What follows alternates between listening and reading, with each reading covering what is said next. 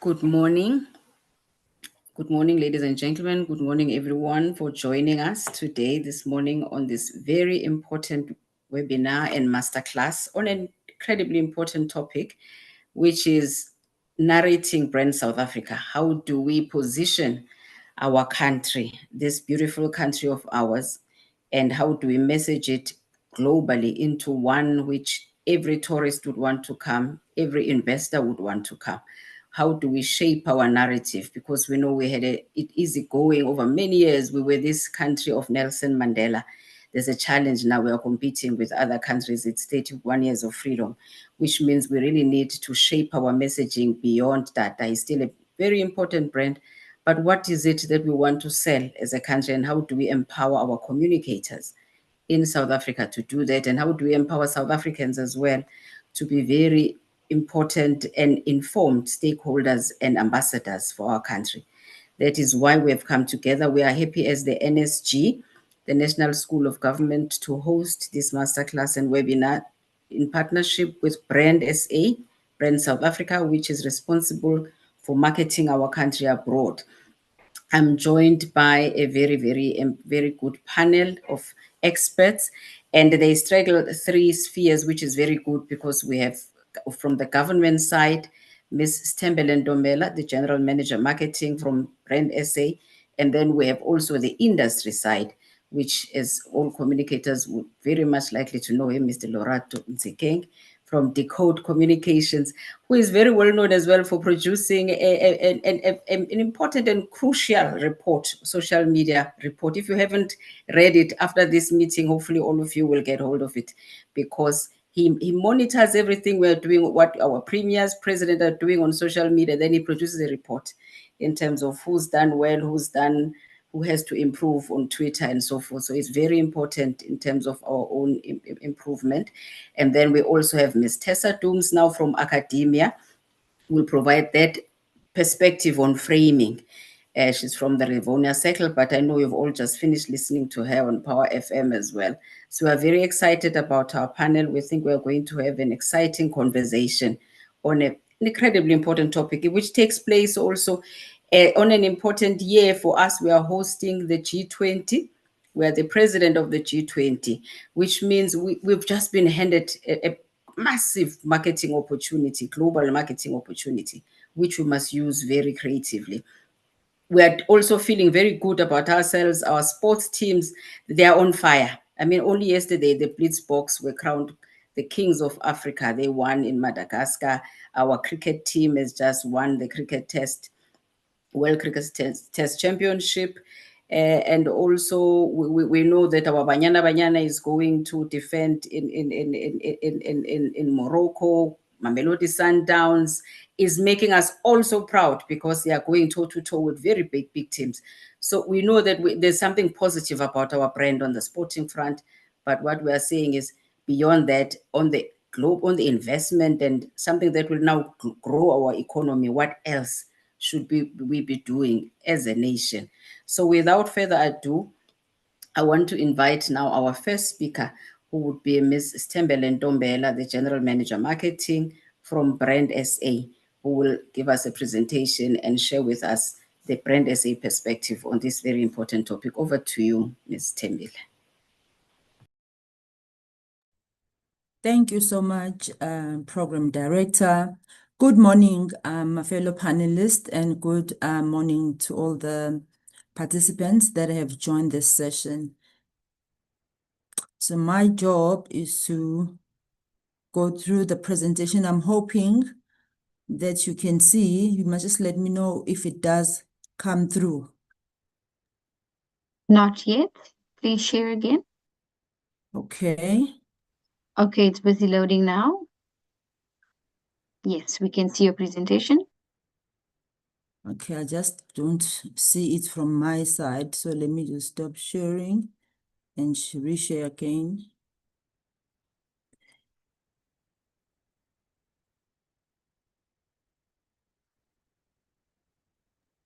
Yes, we can see your presentation now. Okay, I just want to make it big because on my side, it's not showing at all. Let's see. It is full screen on our side, we can see.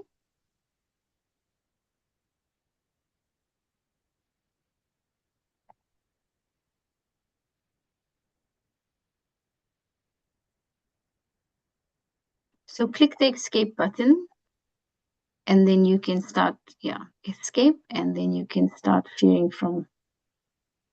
The problem is that on my end, I can't see the actual presentation. Yes, so you can try and share now again once you've pressed escape. Okay. All right.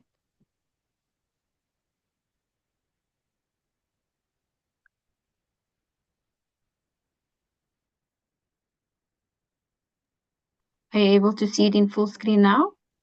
Not in full screen, it just appears as a box.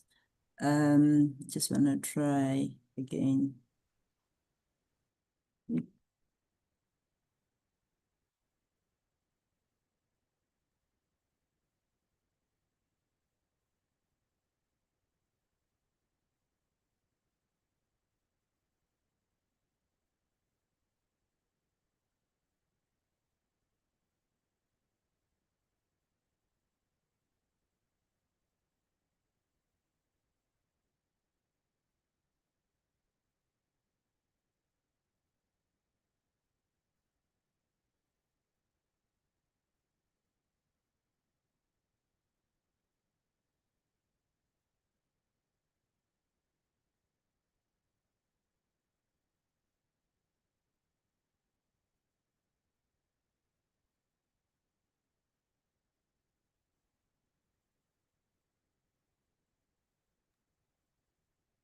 Can I try and share it on my side?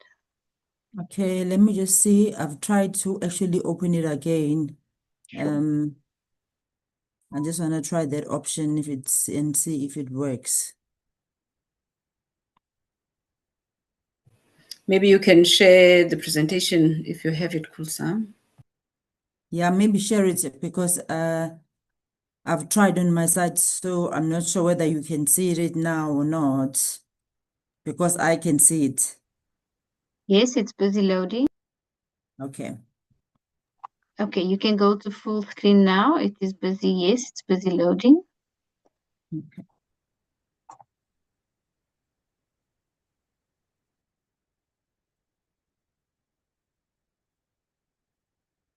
So I can start, right? Okay, so right now we're seeing the slides that has your notes. So if you click at the top, display settings, you can go to duplicate. Display settings at the top. Right, yeah, there. Duplicate, right? Yes, yeah. There you Or you go. can swap screens. Let's see. It's fine now. No, your screen is completely black. Oh, there we go. Okay, yes, we're now on the I second think it slide. You was can, loading. yes, yeah. So you may continue full screen mode. You're good to go. Okay, thank you so much. So, essentially, as the program director has set the context, my presentation is anchored on United for Global Progress and Global Positioning. And I will touch on the content of the masterclass, which is a class that we created as Brand South Africa to actually promote the brand amongst ourselves as South Africans, but more particularly to our government stakeholders, so that they are able to communicate and carry the brand as we also see them as flag bearers. So they are able to communicate this brand in a very cohesive manner. So this masterclass really is about building a nation brand that is its core is unified through its diversity. The important point to note is that this is not just a brand as a thing. It actually is about all of us as government stakeholders, as business, as civil society, as media, to actually create and contribute towards creation of a competitive and attractive South Africa. You would have seen at the beginning of the slide that I used a puzzle that was incomplete. But really, the whole essence is about shaping the country's global image and competitiveness will take us, all of us, in a puzzle to really to understand how is it that I am playing my part at a Department of Water? Do I understand that what I do contributes to how the image of a country then is perceived? It contributes to how the competitiveness of the country is seen. So I won't touch much in terms of what we do, because program director did say that we are an entity that is tasked to manage the country's reputation whilst we promote and market it, so that we shape its image and reputation whilst advancing its competitiveness. And the key elements all the time that we are focusing on, and I need all the other government departments to also understand, it's about communicating the identity of South Africa. Who are we, our unique values, culture, and strength. And this can permeate through the packaging or the messages that has been packaged by the government stakeholders. Because when we do that, we also touch on perception. So when we manage perception in the job that we do, we also rely on our colleagues within the government sector to understand that when they do deliver the services, it actually elevates the perceptions of how South Africa is seen, even internally, because we do a domestic study that actually measures how South Africans see South Africa.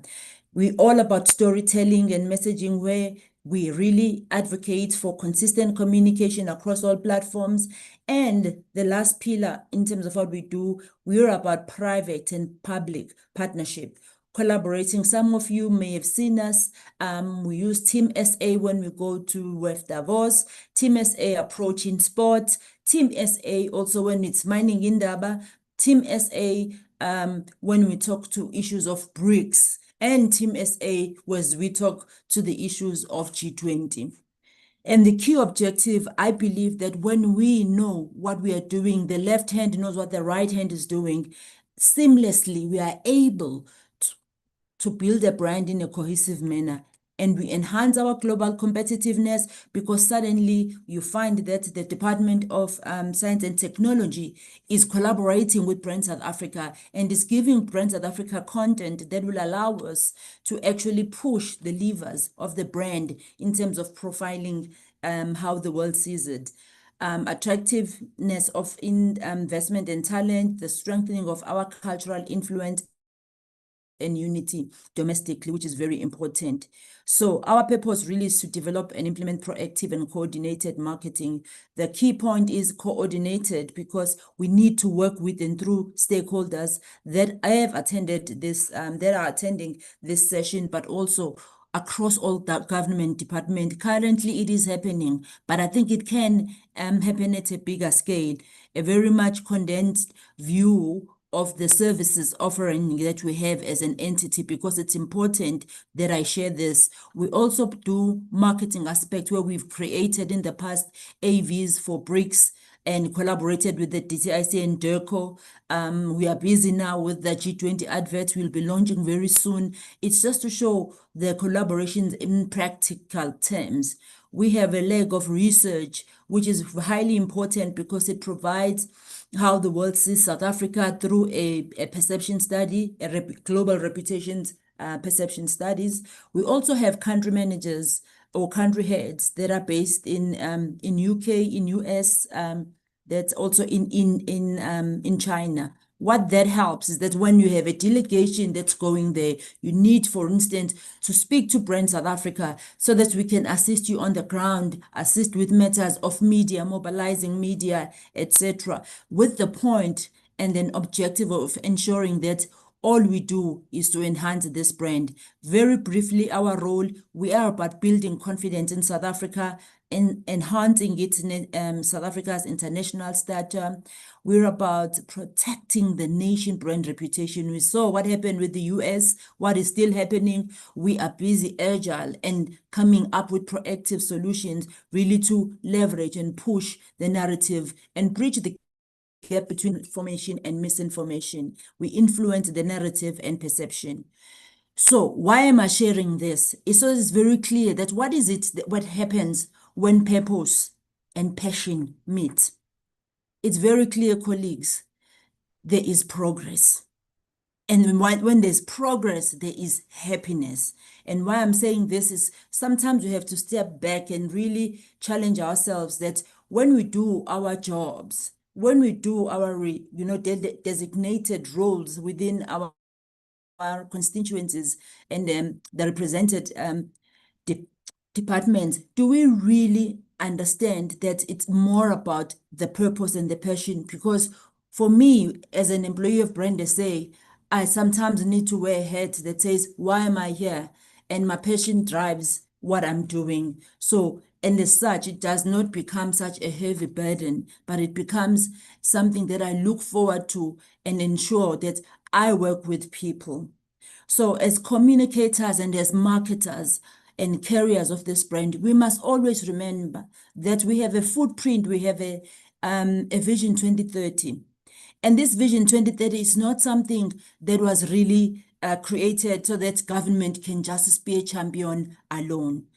This NDP was created so that it can have multiple actors that are non-government actors, as well as government actors, collaborating together so that they can play their part and they can bring a positive social change in this country and make sure that some of those targets are realized and they're actually taken and they're brought to life. That is why, as Brand South Africa, I will show you just now how we try and contribute to the Vision 2030. And that's what we've been advocating, that all government stakeholders, if they can really adopt, play your part within their messaging, because it will make sense when I now tell you, well, it's really because we want to make sure that everybody else is contributing towards the bigger picture.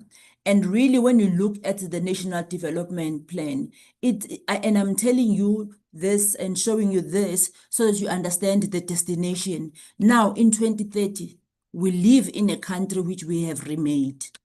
This is what the document says. It didn't say now in 2030 we live in a country that government has made. No, it says we as a collective. So that is why we need to always have an inclusive and as a collective work towards progressing South Africa forward and moving it forward. Because we even say, yes, along we will stumble and we will remain hopeful. We knew we'll have hurdles. Life has hurdles. So when we have hurdles, we must not actually be despondent and say we give up. No, we respect the ability. So these are important nuggets to infuse in our communication when we define who South Africa is and who South Africans are, because we say to one another, I cannot be without you. That is Ubuntu, if you think about it, which is one of our biggest values as a country that has a philosophy of Ubuntu. And we say we are incomplete without another person. So we need to start infusing and talking this language and believing in this language. We do it when we position as well South Africa in the world. Where, if you recall, I think some of you would have been in the government, I think back then, a decade ago, there was a time when we actually had a proposition that was alive with possibility. And then the presidency of the day decided that, and the executive authority, that actually we can't always be the country that is always possible. Using an analogy of a child, for instance, a child evolves from being an infant into a toddler, into a teenager, into an adult, they study, etc. So it felt as if this country, we were limiting it by always saying it's alive with possibility. But we do not take the possibility away because it still remains our DNA. So we went through a thorough process where we had public participation in 2010, going into early 2011. We had desktop research that we coordinated from GCIS, from DECO, from DSEC, and all those other departments. And essentially what we came up with brand value pillars. Colleagues, when we speak to our people in our communication messages, we must always remember the sustainability, possibility, Ubuntu, diversity, innovation, and creativity. Those are the things that we were told by South Africans that this is what we stand for. Because when you look at all of these things, one common bracket was about this country is about uplifting optimism, because we are a caring and a forgiving, reconciliatory country, which speaks Ubuntu and the spirit of Madiba. We are a country for all people, all races and religions, and we dwell together peacefully. That speaks to our diversity as well as our inclusivity. We go on, we always achieve, the impossible. We talk about the achievements in sport, with our sporting props. We also talk about the, whether it's innovation, whether it's Professor Chilidzi, who was the first to do the 3D ear transplant. There are so many, or we're talking about Mpahlele twins from Hammanskraal, who decided to build in the what do you call, the built-in X-ray glasses. So that's the things that are synonymous with South Africa. Let's be bold and write about these things in our communication as we write the narrative of our respective departments. Therefore, this is the journey of our brand positioning. I spoke about Alive with Possibility, and then in 2010, we went through that consultation with the bus and everything else. And now, colleagues, we are a country that inspires new ways, which is now a proposition that was approved in 2012, cabinet approved, and cabinet said, this is how we are going to position ourselves going forward. When we communicate about South Africa, it's a country that always inspires new ways, new and different ways, essentially to try and synergize our country positioning and identity. We also embark right now, recently, 2 years ago, on another study to just test, because as communicators and as brand specialists and marketers, we know that a brand, you need to check if you are still, intact, if it's still in line with this inspiring new ways.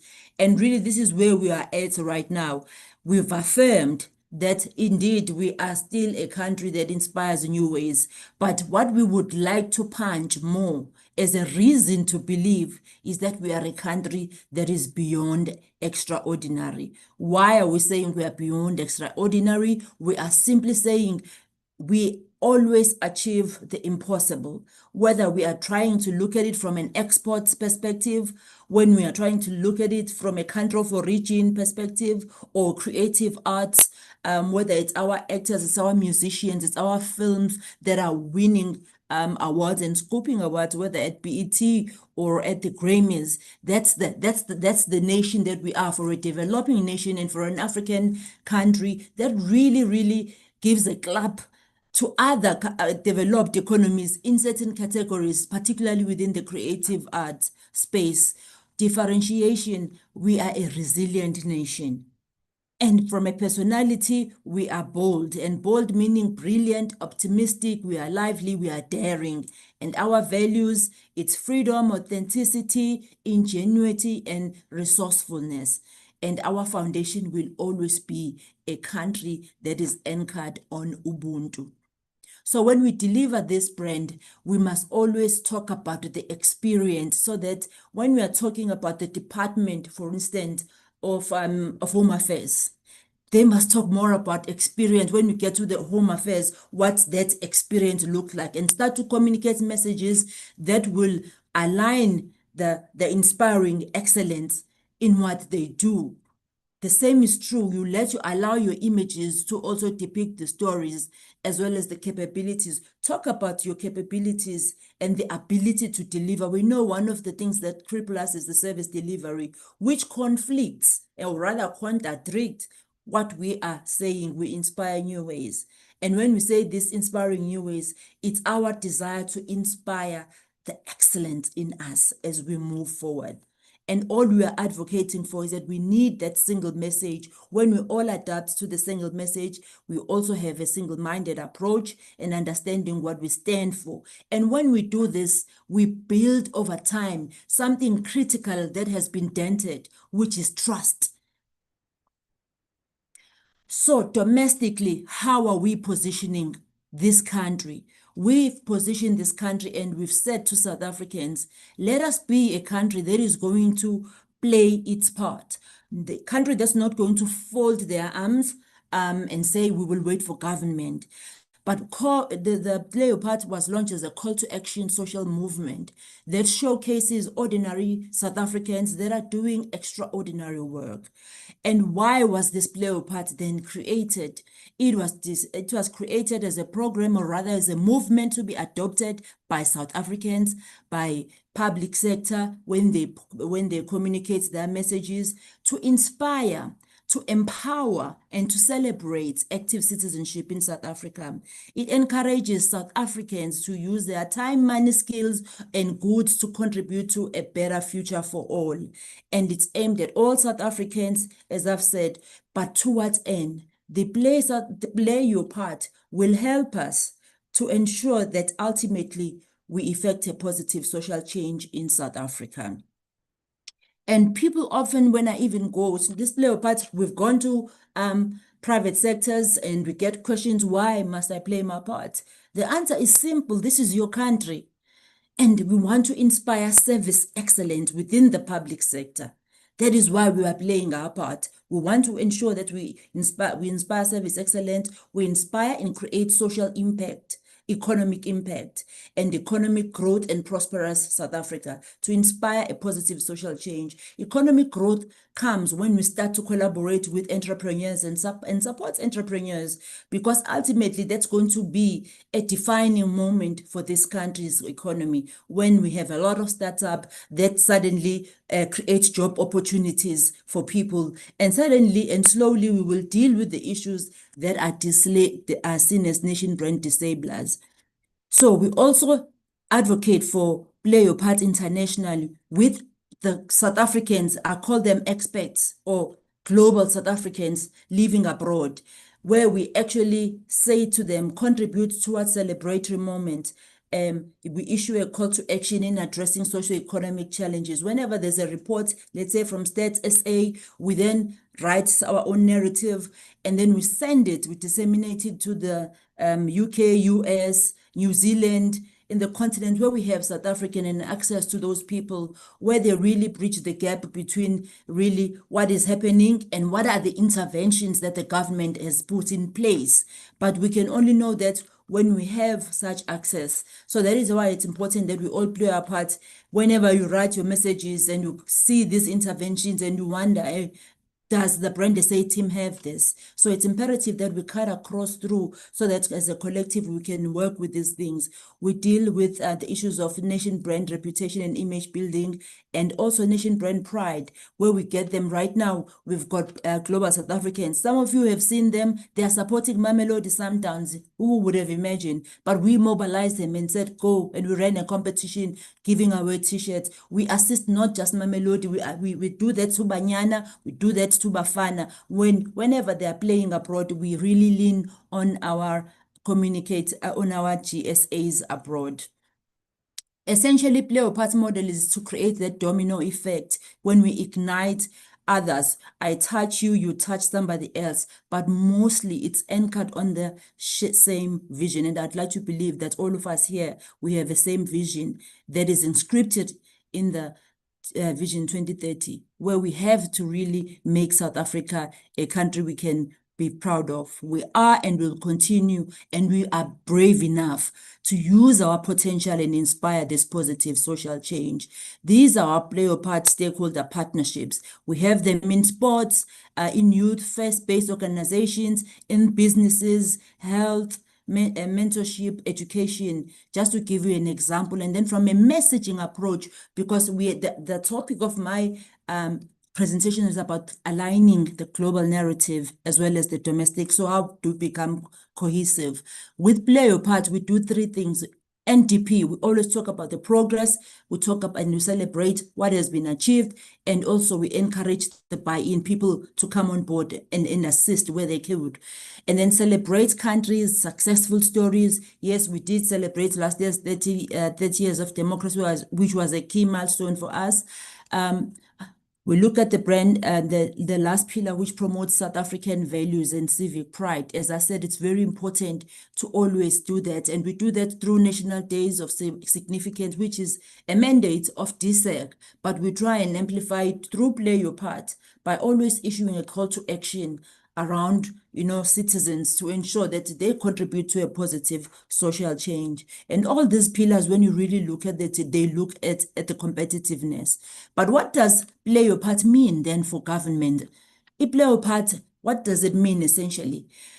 If we look for health, we did a brilliant job during COVID when there was message alignment. There was communication. Everybody knew what was happening. They will also play your part messaging. If you remember, play your part and stay home. It was a nice collaboration. There was a nice fit for Department of Health and for Brand South Africa. In education, we did not do the same, but we also have a collaboration. But it was such an eye-opener for me to see matriculants paper last year using a play your part example. That's how you build nation brand pride.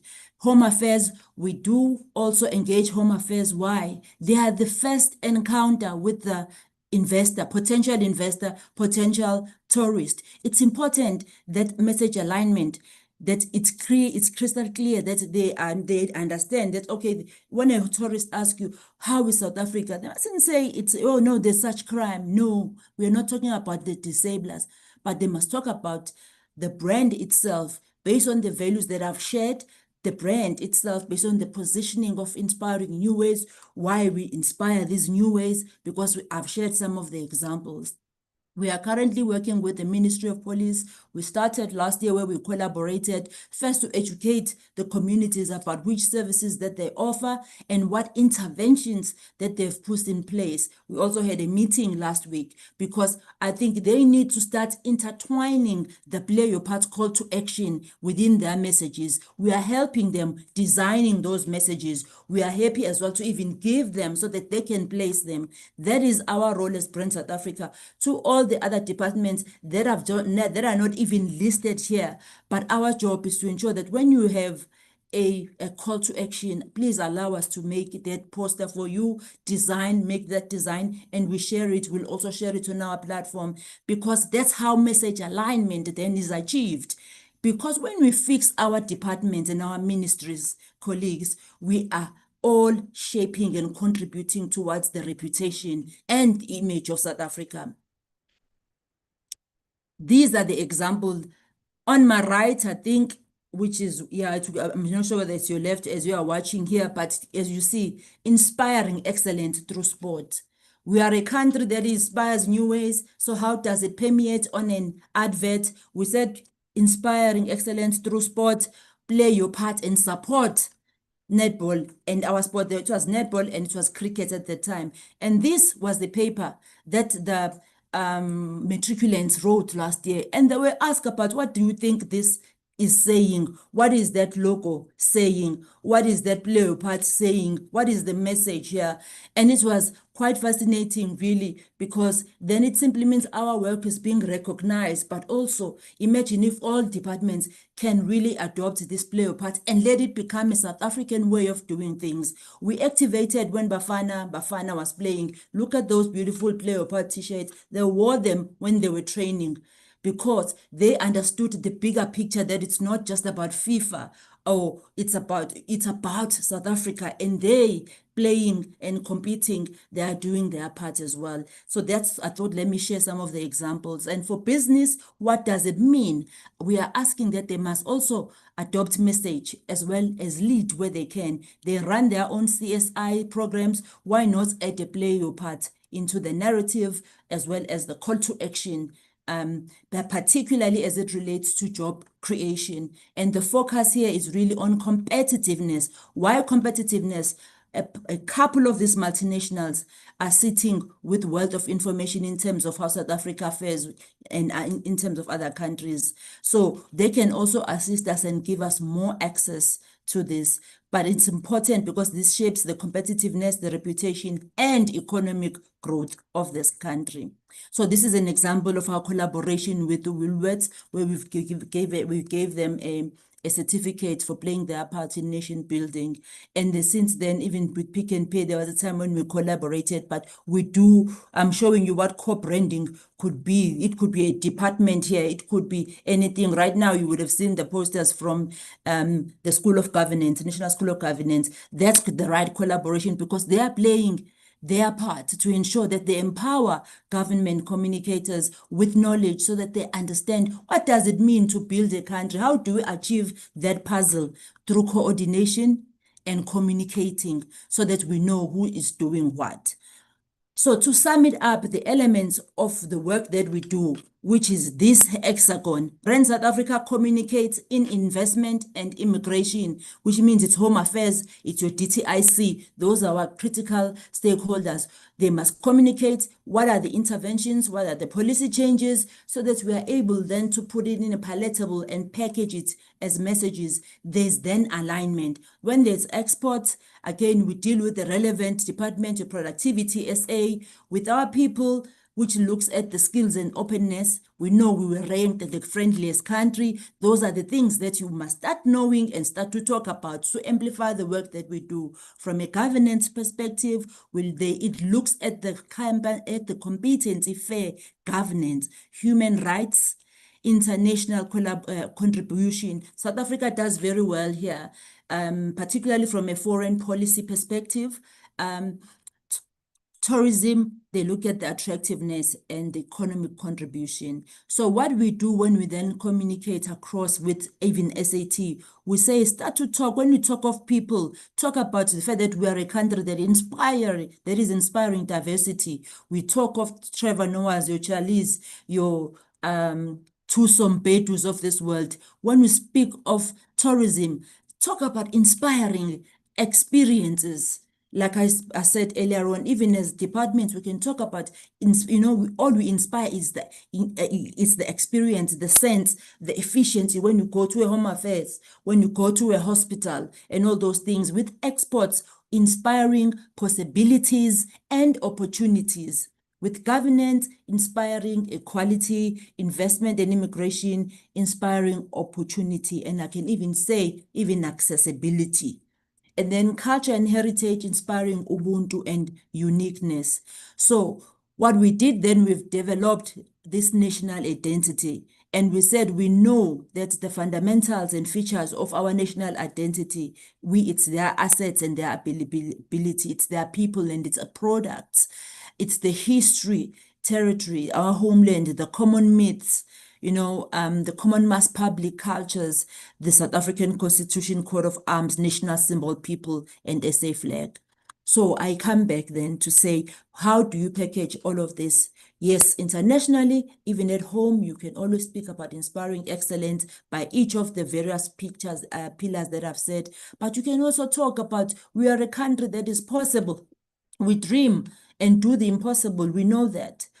We have the ability to create peaceful and solutions to issues seemingly unsolvable to the world. And I would say that is permeating through the ICJ matter that we've seen, but also our peacekeeping missions that are continuing and the role that we do. And those are the things that make South Africa almost being seen as this country that punches above its weight. When you look at innovation, creativity pillar, we have unique solutions in responding to domestic and regional and international social and economic needs. And if you want to know what are the reasons to believe, then we spoke about the TRC. So I'm taking it right back, Truth and Reconciliation, talk about the GNU. We're talking about the National Credit Act, from heart transplants to CAT scans to robotics and cat eyes. These have always been South Africa. In our narrative, colleagues, let us be sure that when we communicate something, we substantiate it with a reason to believe, but always staying in line with our values. And then what we did then to ensure, we created a toolkit to help communicators then align to the brand. Why are we building this toolkit? We want to create one country. We are South Africa. That has one vision that is anchored on Vision 2030, but then we are creating one brand. So our ask is that As you aspire other brands, start to think of South Africa as a brand. And as such, understand the brand dynamics that they require consistency, they require uniformity, they require almost synchronization so that we know which department is doing what. We are not a GCIS, but we need to be empowered with an information so that we are able to carry this brand with pride, and also infusing and showing the coordination amongst ourselves as government people so that we avoid that whenever there is an issue. For instance, I'll use an example. During the days of the looting, we all aligned beautifully as a country. We then spoke to issues of protecting South Africa. We mobilized our player part ambassadors. So that is what we need to do more of, and not have one department speaking out of term, or to speaking to the left and the other speaking to the west when they are talking about the same issue. We then created this one look because we understand that when we are divided, we don't get prominent. We are not noticed as a country. But when we are united, look at the second image, you start to see that actually there is South Africa. It's the same thing at the top. It's just that some people were sitting differently. So they were fragmented. And the moral of the story here is that fragmentation is going to kill us and our impact as government people when we communicate. But cohesiveness and being united will help us. So we created, instead of having a Zulu Kingdom, those were the logos that were going outside, whether it's tourism fairs, whether it's minerals, all the departments that generally goes to international fairs. They would go with their own respective logos, as you see at the top. But we had to bring in, after the cabinet approved a slogan, to bring in South Africa inspiring new ways, and then allow for co-branding so that people know, okay, this Limpopo tourism is in South Africa, rather than going only with Limpopo tourism more to enjoy what is that when somebody has never been to South Africa. And it's achieved really by understanding the architecture that at a national level, and Brand South Africa and other government departments, e.g. SAT, that's where we play. And any other department that branches outside of the country, they must always take inspiring new ways with them, right? And we use an example on the right-hand side where you've got a country logo, then you've got what you are promoting, essentially the destination, the city that works for you. We know that city. Internationally, so this one speaks to you when you are at home. You are allowed to co-brand when you wanted to. We went to travel Indaba. I went around looking at the different stands. I was impressed to see that actually most of our tourism agencies are aligning to the brand. So which means, because the people who are attending these things are from the global market, so they understand that, okay, this is South Africa. So South Africa is big. There is Mpumalanga, there's Northwest, there's Free State, there's this and that, because you've collaborated to bring a country identity next to who you are. And that is when you go outside, then the country logo is always on the right in your creative.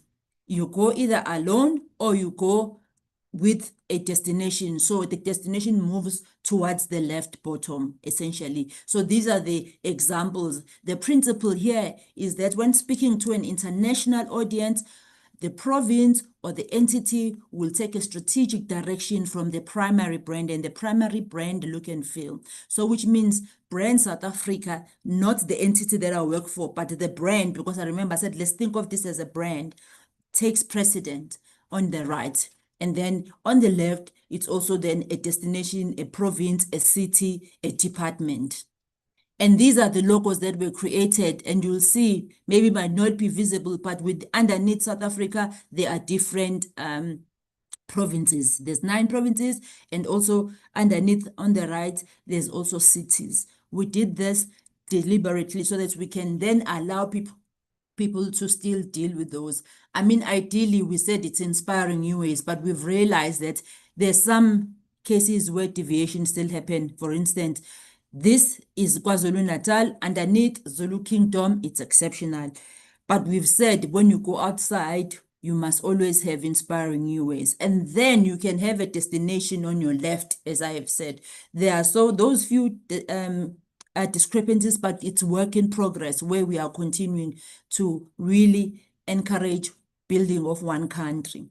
And we've also created some guidelines for you communicators, essentially. These are more examples that shows the co-branding. And for me, what is even important is so that's just to see the guideline, the step, always use the country New Ways logo when you're going international. Step 2, you never place it anywhere else, but you place it at the right hand side. That is at the bottom right hand side or at the top right when you're going international. And step 3, you can use the slogan and in the place of any other design, essentially.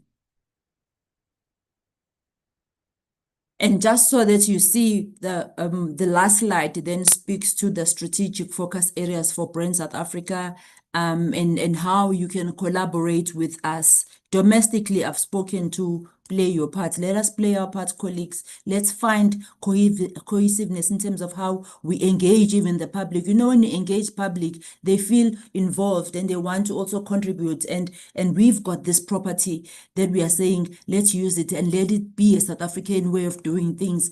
And that is how we're going to communicate a cohesive message.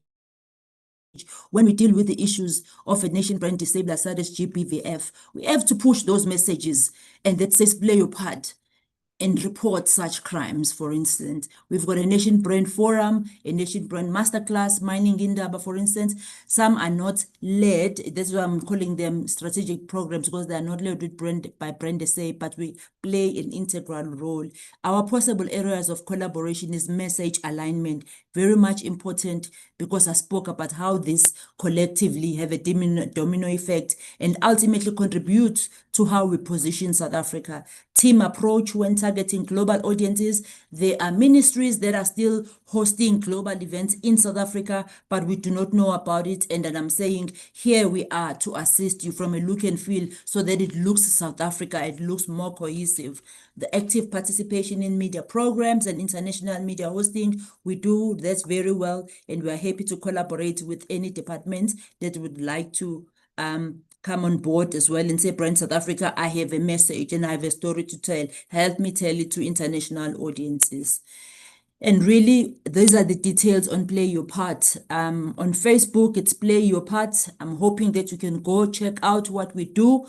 On X, Play Your Part SA. Otherwise, you must just call the brand stewardship 4830122 or go to www.playyourpart.coza for more information.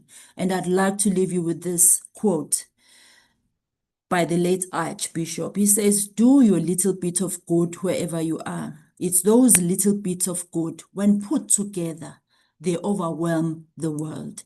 So colleagues, let us play our part so that we can overwhelm the world and become a country that is admired. Thank you.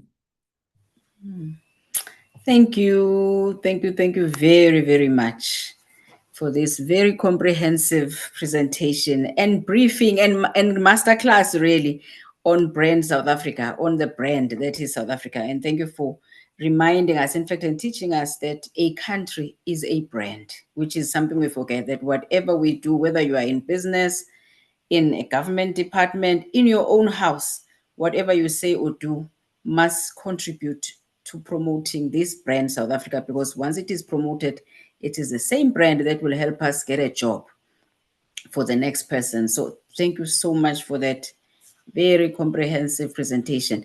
And let me also invite our participants, start playing your part now with your, in that Q&A chat. Please, we need suggestions, and not only questions, also suggestions. What else can Brand SA do to promote this beautiful brand of ours? So they in the Q&A, start writing your messages so that when we finish, they will be able to respond to that. And then we move on. We all know that our world has become so digital. whatever we do and say is amplified on social networks now. What we know, even wars are launched there. You wake up in the morning, it's no longer a press release. A head of state will tell you, I've declared war, you know. So we move then to the next session. Someone who's very passionate about the use of social media to communicate. He hosts even a government social media summit, which is taking place as we are moving on towards the end of this week, and he produces that report, as I said. So let me not take too much time.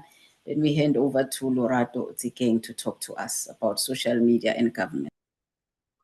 Good morning, Dr. Kaunda, and good morning to my fellow panelists, and good morning to colleagues across the nation. I'm quite excited to be here, always excited to, interact with government communicators, because I always say, my time being in the Air Force in the late 90s, and of course, moving over to South African Airways got me to, want to always appreciate South Africa Incorporated, what it stands for, the values, but also, appreciate a lot of the challenges that government communicators have to deal with in this ever-changing and dynamic space.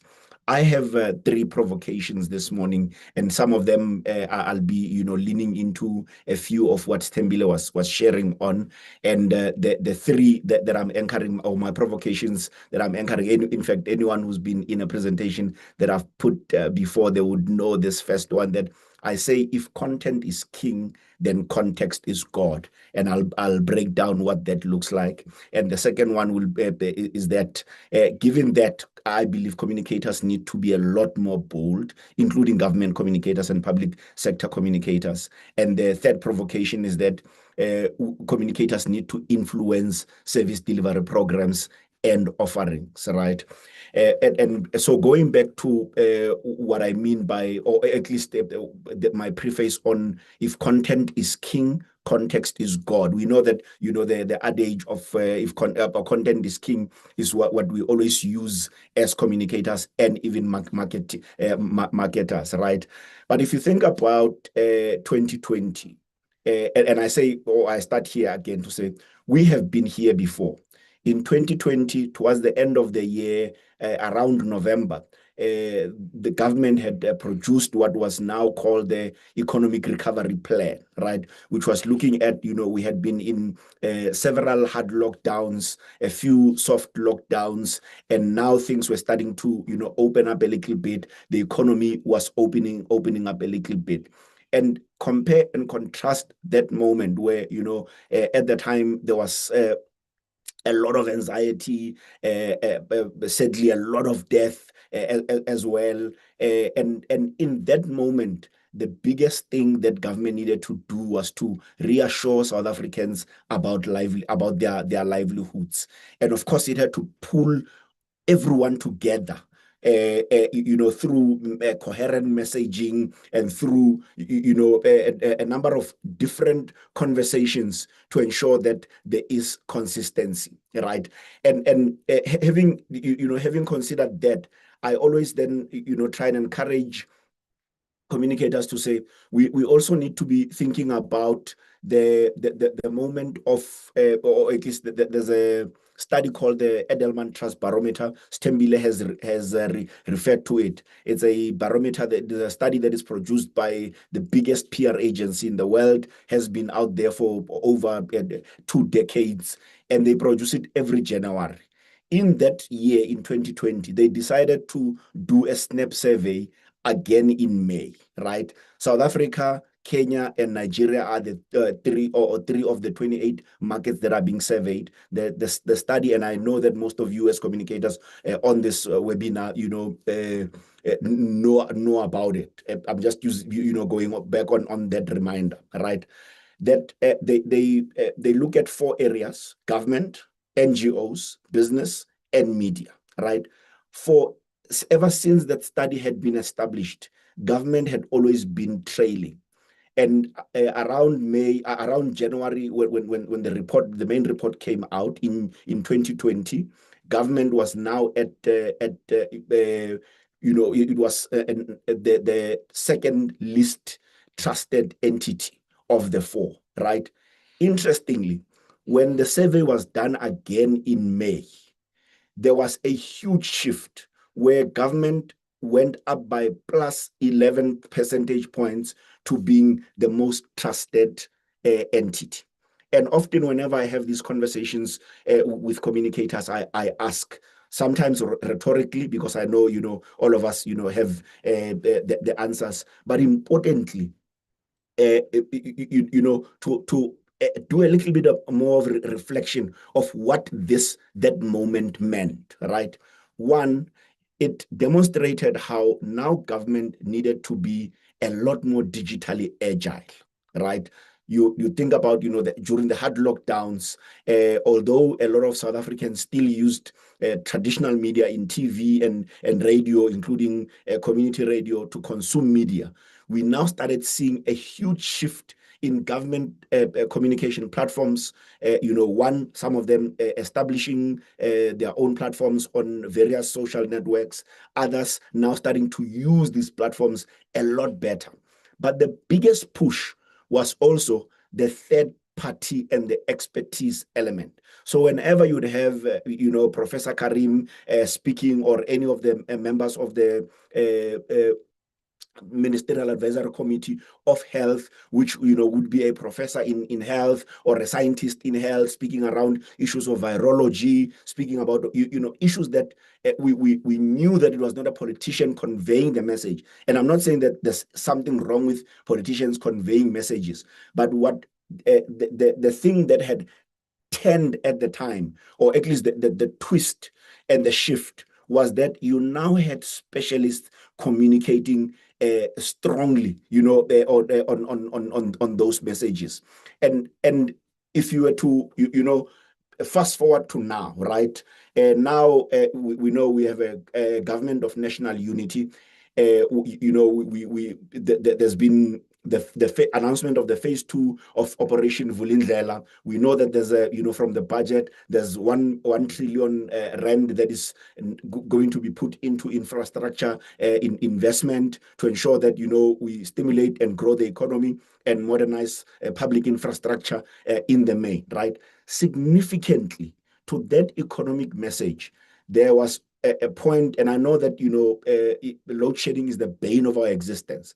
But if you think about that, there was a time when we went close to, or at least plus 175 days without load shedding.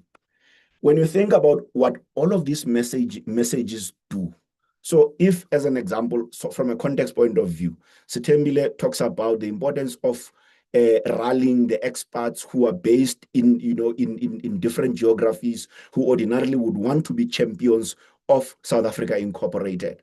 When they see a lot of these positive developments, they are then able to boldly say that we are seeing the change, because not only is it just about a press statement that would have been issued by an ESCOM, or a press briefing by the Minister of Energy, Dr. Kgosientsho Ramokgopa.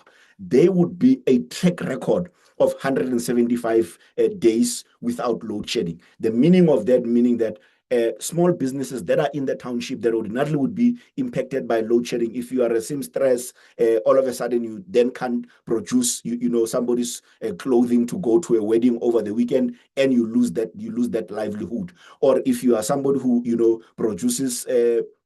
produces scones so that you sell them in the morning, you need that power. It means that you are now able to do that, and your child is able to go to a school excursion, which is likely to influence their their career decision. So you see how while some of them may look small at a micro level, of course, there's the macro part, right? But you recognize that South Africans' lived experiences ordinarily would, to a great extent, be a testimony to all of this. Of course, our GDP growth is not where it's supposed to be. Of course, unemployment rate, continue or persist to be a challenge. So even if you were to tell the economic story of South Africa, the biggest question that I have asked, and again, where I emphasize on this, if content is king, context is God, right? That when you are able to, as communicators, when you are able to not rationalize, but often contextualize, and therefore find where these conversations are happening. And this is where ordinarily what we do at Decode Communications on a regular, particularly using data and doing snap surveys, doing research, helps us to then understand where these conversations are happening. The closing on this point, right?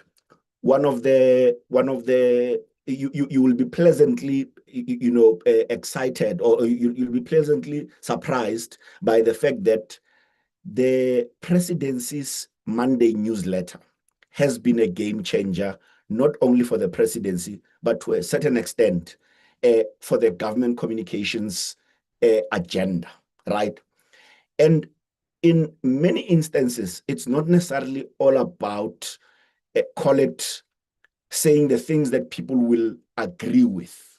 The most important thing is, one, creating a platform or a tool that will ensure that you are able to, one, leverage on the data.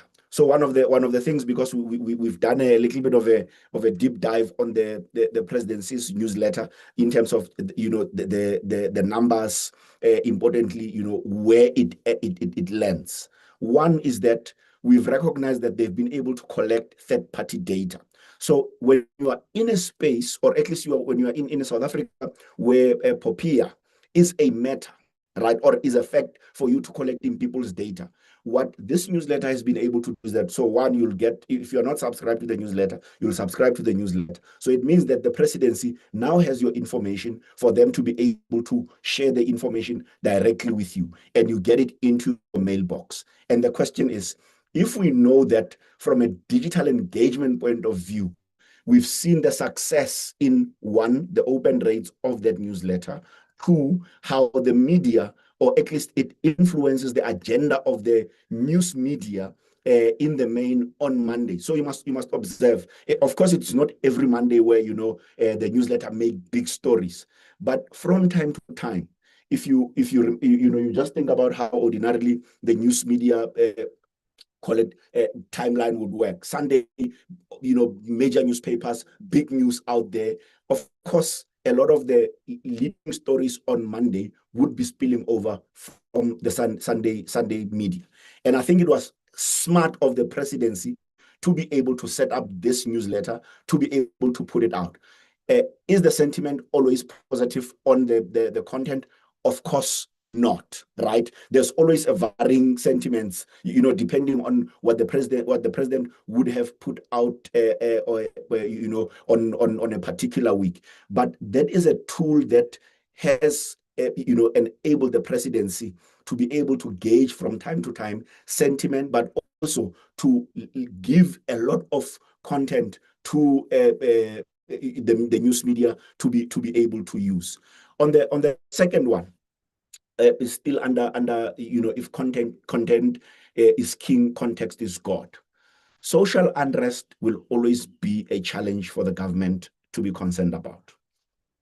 And I know that when we talk about social unrest, the biggest moment we think about is the 2021 July unrest.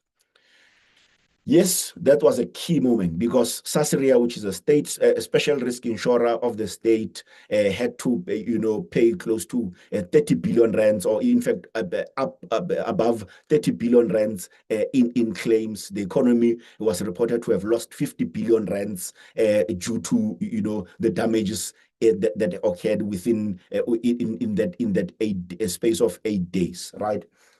But if you consider that on any given day in South Africa, there is a protest here, there, in some village, at some township. There's there's a road that is being closed down. There are tires that are being burned. There are people, and sometimes it's not only just against government. In fact, we've had instances where we've seen citizens rising against taxi operators who ordinarily would want to force them to get out of lifts and get into taxis. So because social unrest is a thing that a lot of governments, if not all governments, are always concerned about. You just think about last week, the US had its own fair share where, even President Trump had or decided, whether it was in good wisdom or not, but decided to call the National Guard to be able to support the police, right? So the biggest point here is that because as communicators, we know that social unrest is always a challenge. What does that mean for us, right? To a great extent is for us to always be proactive, right? To always be thinking about in moments where in moments where there's a possibility of a flare-up. One, we can't bury our heads in the sand, right? But importantly, one of the things that Sasiria has now been able to do since the 2021 July unrest, they've been able to, adopt AI tools and technologies, which are now doing social listening. So on any given day, so as an example, they can show you a dashboard to say, we know that, in January, there's always going to be some sort of spike in and around universities, right? Whether it's the issue of fees, the exclusions, or, one or the other issue, right? So what that has done as a business decision has now enabled communicators or even from a stakeholder engagement point of view, on any given day, for them to be able to say, we need to be thinking harder about what this flare-up may mean and what, if there's any escalation that is required. Of course, one of the benefits that they also have is that,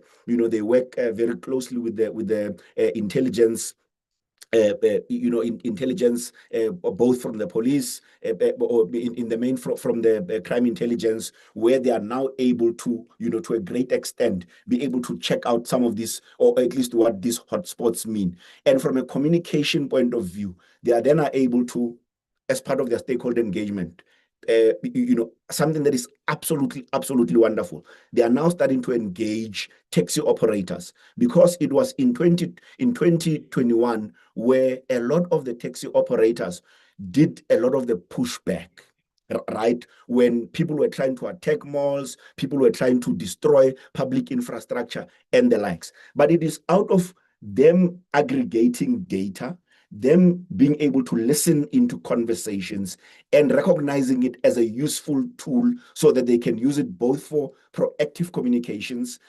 creating scenarios, but importantly, for them to create some sort of predictive analysis on how they can then be responsive, both from a communications point of view and stakeholder engagement, right? Now I want to then move on to the second point, or the second provocation, which I said communicators need to be bold. And here I'm saying we have opportunities, right? The opportunity that we have is the institutional capacity. If you think about the SIU, or think about the competition commission, one, at the last count, I think the Competition Commission had less than 1,000 staff members, majority of them lawyers, forensic experts, and economists. At the SIU, I think they have less than their headcount is less than 500 or less than 400. Again, legal people and forensic experts, right? But when you look at how they have, even with that small head count, they have been able to utilize digital communications to be able to amplify and exponentialize their, I've started a new word, so I must get credit for exponentializing. Exponentialized, they have exponentialized their ability and capability to reach out new audiences. So let's break, or at least let's look at the two institutions. One, with a competition commission, ordinarily, always communicating after the fact. And after the fact, when, ordinarily the legal process requires for them to gather everything. And when there's a search and seizure, because there would have been a whistleblower, and, when they get to that point, they would have had their case tied, right? Of course, then this case evolves because once there's going to be a sitting where the parties have to represent themselves. Of course, then it goes to the competition tribunal, which is the final arbiter in terms of making the case. The biggest thing, or at least the biggest difference with what the Competition Commission is able to do, is that they, on a regular basis, utilize the experts to communicate the messages. It's not that they don't have the best communicators in that space. They have Siabulela Makunga. They have Sipho Ngwema, who's one of the best communicators in our country by far, right? Those two are more than capable. But what they have been able to do is to, find a way of ensuring that, one, because we understand that trust to a great extent is also earned when you center and you put forward experts. They then utilize them a lot, right? Which we are not seeing in some government departments. You think about Department of Health in Gauteng, for instance. It has one of the best and most accessible spokesperson in Mudiba Motaladal. But Mudiba is overexposed on every issue. He is the one who responds. When there's an issue in a hospital in Telemukhorane, when there's an issue at Steve Biko, he's the one that responds. But there's an able doctor, medical doctor, who's the CEO of Steve Biko, Steve Biko Academic Hospital. There's an able doctor who's the, an able spokesperson of Charlotte McLeod and the likes. So the point here is that even in moments when you have an accessible communicator like Mudiba, it is not good enough, because what we've learned from data is that in May in 2020, there was a shift in trust, and it was also because while government was communicating consistently, while government had been quite responsive, it was also utilizing experts and people who, at least in the eyes of the public, knew what they were doing, and not people who speak on behalf of. There's absolutely nothing wrong with, spokespeople who speak on behalf of, always stepping in. If you are to now look at the SIU, do a simple thing, right? I think their communications unit with Kaiser Khanyago, that all of you in the room know. He's an institution by himself, who I think they have about 5 people in that comms department. Whenever we talk to government communicators, their biggest gripe and complaint is that, yeah, but we don't have capacity. Yeah, but we don't have enough people. Yeah, but we don't have enough money. In fact, the SIU will be presenting in a workshop at the Social Media Summit, as Dr. Kaunda was talking about it. That is happening next week on the 30th of June, which is World Social Media Day, and on the 1st of July on Tuesday.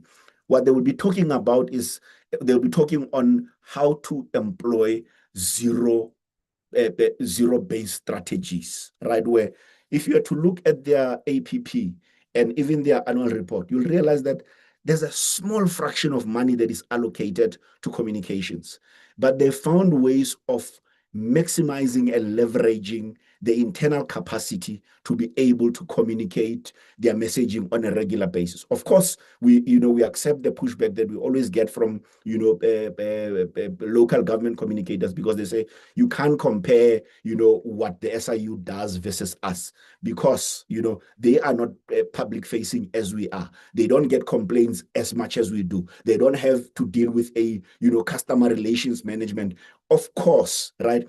But if you consider what Stembile has been, trying to, push a lot about, particularly around the play your part messaging, is really on the importance of, one, what SIU did was to say, we are going to lean on digital, but we are still going to leverage a lot on traditional. You recognize Kaiser Khanyago is often on on numerous interviews talking about, whether the president would have, given them would have allowed for them to be able to investigate one department, agency, or the other. And or they talk about the outcomes of that investigation.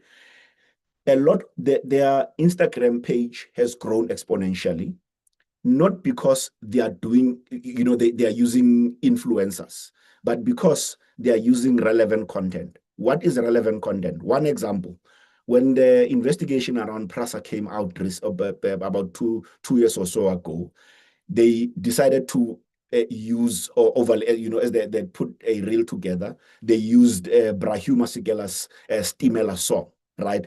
The shares on that video was predominantly because people can resonate with the content, right? And again, it's how we then as communicators think about. If you think about it, SIU, the message is very simple, right? The president had declared when he came into when he came into governance in 2018 that one of the things that he wants to deal with is corruption. And if you look at the thread of doing, SIU is doing exactly that. Whether other parts in here are playing their part, it's a different matter. But the key message is that the SIU is working on the president's message of we are hell-bent on dealing with corruption. And therefore, that is when you then see, to a great extent, somebody, and again, this may be, somebody may think that, yeah, but this is a simplistic example. You may have observed on X, right? There would be somebody, in the middle of, it's not even in winter, on a relatively cold day, they would have a 3-bar heater on, and they saying that, living a good life. And people would be, in a jocular manner saying, "Poo, poo, poo, poo, we are calling the SIU." This is when you see when government institutions and the institutions of the state have now built confidence through communication, right? Of course, they've built it through the work that they do, but because your work is not done until it is communicated, that is exactly the thing that the SIU, has been able to unlock in this space. And so I was talking about the institutional capacity, right? Now let's talk about the individual capacity. But we undeniably so. Clayson Munyela has set himself apart, as a diplomacy communicator, right? In the sense that ordinarily, whenever there is an opportunity for him to correct a falsehood, he does that. Whenever there is an opportunity for him to be responsive to somebody that there would have been a call about, an expert who, is struggling in some geography, across the world, he would be responsive. And he does not say that I am going to solve the problem. It is we as a team, we are going to find ways. But the important thing, I'm going to look back to let South Africans know what happened to that matter, which happens a lot with, when we're looking at the social CRMs. A lot of the complaints when we're looking at the data is that there is no closing of the communication loop. So if you're asking where the opportunities are, we need to set up, communicators need to set up, real-time or near real-time social CRMs, such that one, you acknowledge the citizens as they raise issues, because that is part of playing our part, right? But importantly, that is part of recognizing that when we lean into conversations, we are then saying to citizens that we are responsive and we are accountable. Of course, the biggest part of the accountability is when somebody then says that your problem has been resolved, or at least, we can move you to somebody who can help resolve your problem. But the key thing here is that as government communicators, we should, we have the opportunity and the tools to be able to, to get to where we want to be. And then the last provocation is on, that we, as communicators, we need to influence service delivery, right? I know that majority of the times, particularly local government communicators, they say, we are too junior, we don't sit in decision-making rooms. Even at national government, there are instances where somebody is not senior enough to be sitting at an exco level, right? Those are all valid, right? However, if we do not always make a case with, because one of the biggest shifts in the digital, or at least in this age of disruption, where digital arms us, is to be able to tell a story that says that from a previously, before a lot of the newspapers were all digital, you had to hope that somebody who gets to the airport, checks in, will pick up a newspaper, will read your article, and then they would have consumed your message. But we know that it was based on assumptions. Whereas now, every IP is then directed to a user, right? So but also when IOL, when News 24 or any of these traditional platforms tell you that we have 24 unique users, 24 million unique users, you know that it would have been based on the number of minutes or at least time that is spent on particular news content. And even with you are able to just look at your website and say, based on the web traffic data, you can tell where a lot of the data would have, where a lot of the traffic would have come from. Whether it came from in the case of the presidency, whether it came from the newsletter, the Monday newsletter, or whether it came from X, or whether it came from TikTok, right? Which again is the thing that we must never miss in ensuring that we then need to find a way of how do we package this data such that we tell a compelling story to the bosses and demonstrate to them that while a lot of these platforms may be seen as social, as they are known as social media, but create best best practices. SIU is an example where we demonstrate that there's a shift in building of confidence in the brand such as SIU. There's a shift in confidence in a brand such as the Competition Commission. I suspect that a lot of you or some of you may actually not even know that the Competition Commission has changed the commissioner, right?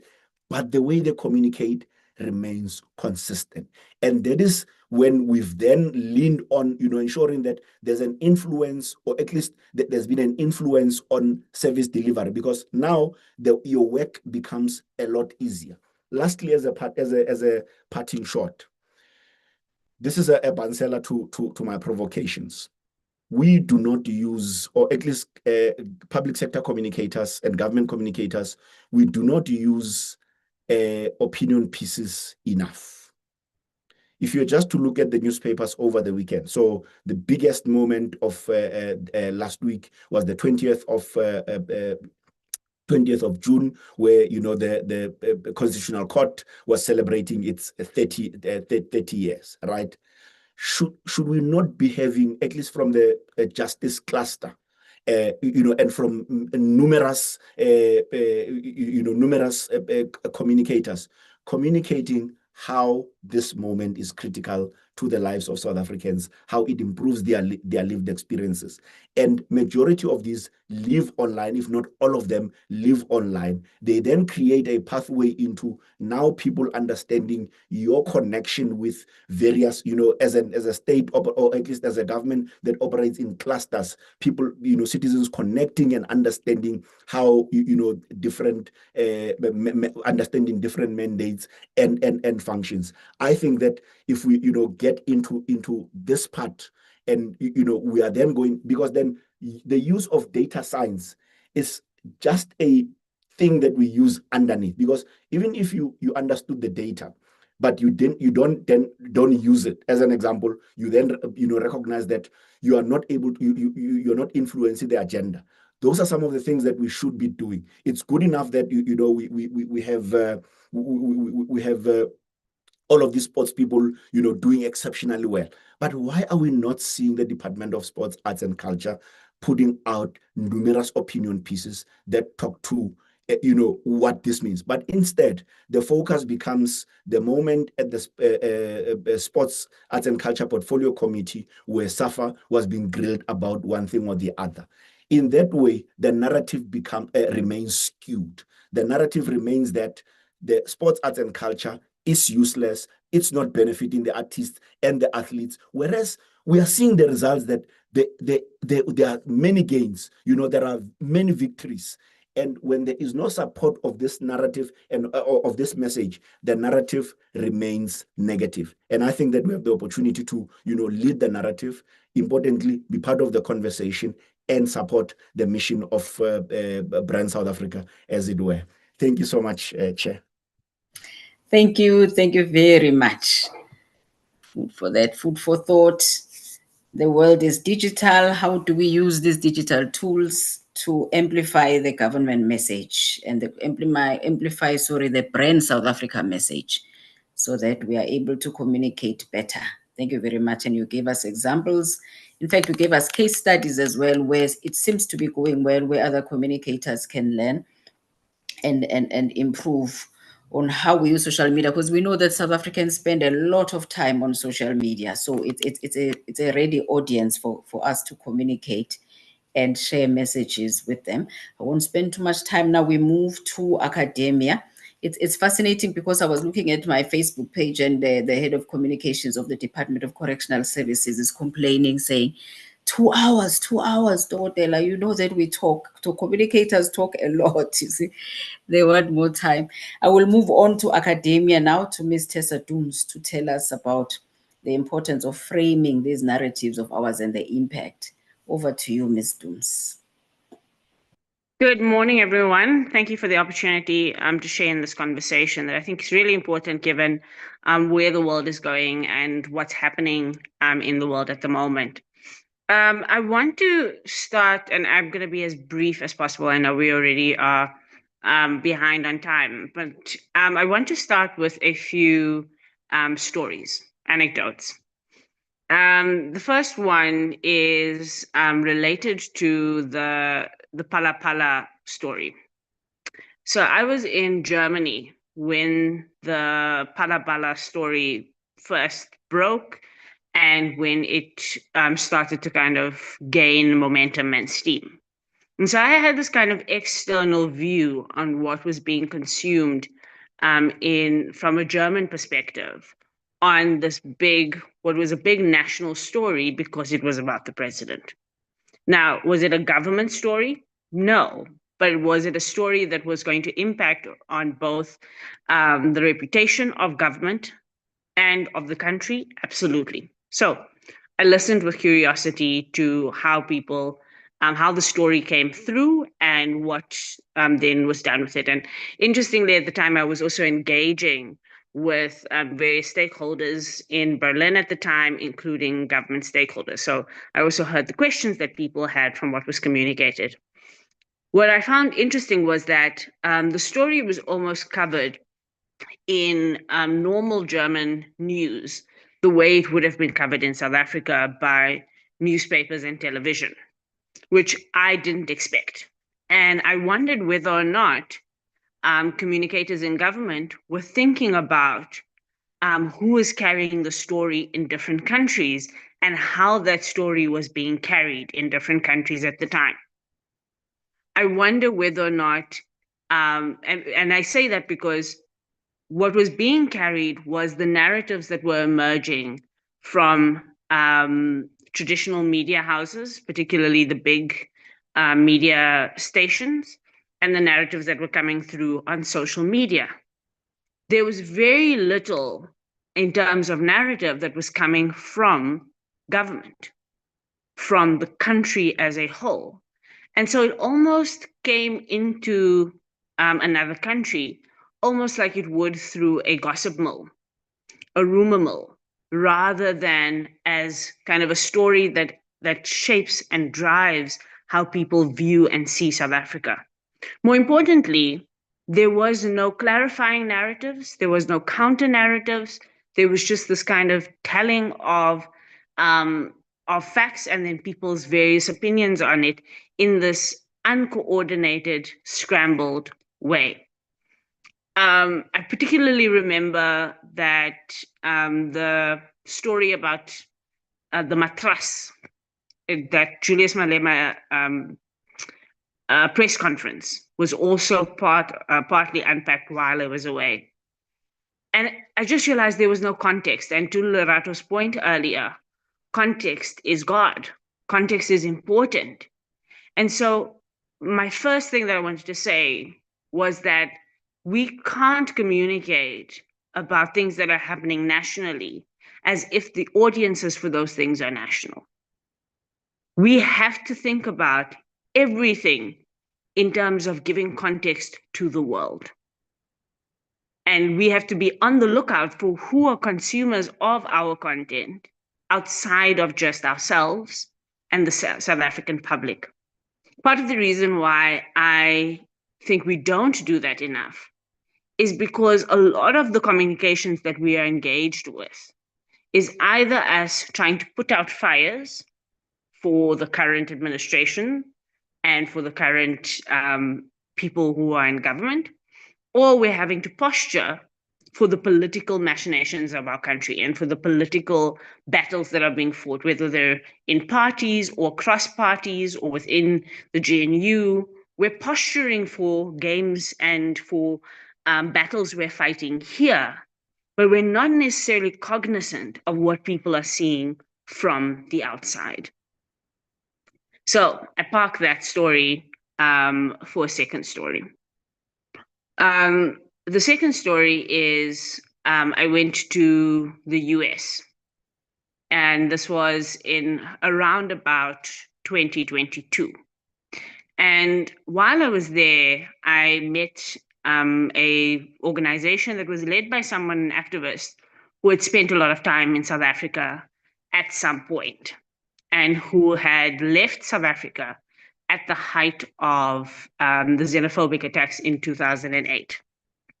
What was very interesting to me was realizing that his entire lens and the lens of the community of people who understand South Africa through him as the person who had spent the most time in the country was then focused on xenophobia and focused on the narratives that had developed around that. And so again, he had this lens for understanding South Africa that was incredibly narrow, that was incredibly pessimistic, and that lacked a lot of context. So when we think again about what the world is seeing, they are either seeing the bigger stories and these kind of one-off stories, or they're seeing a tunnel vision of one story that starts to dominate. And this is going to become important in a moment. The third story is I was in Belgium last year, just before the election. And I was dealing with the European Union and many of the countries that are represented in the European Union in the lead up to the election, and found out that many European countries were not interested in looking at the South African elections and were paying very little attention to it, and were not even thinking, even the EU itself was thinking of not sending a delegation for observer missions or whatever. And from this point of view of these bureaucrats that were looking at South Africa, their primary source was you, the communicators of government, because they were looking at it from the lens of government to government communication. And there I found a very different picture. But it was a much more positive picture of what's going on in South Africa, except for the fact that it wasn't always the most honest picture of what was going on in South Africa.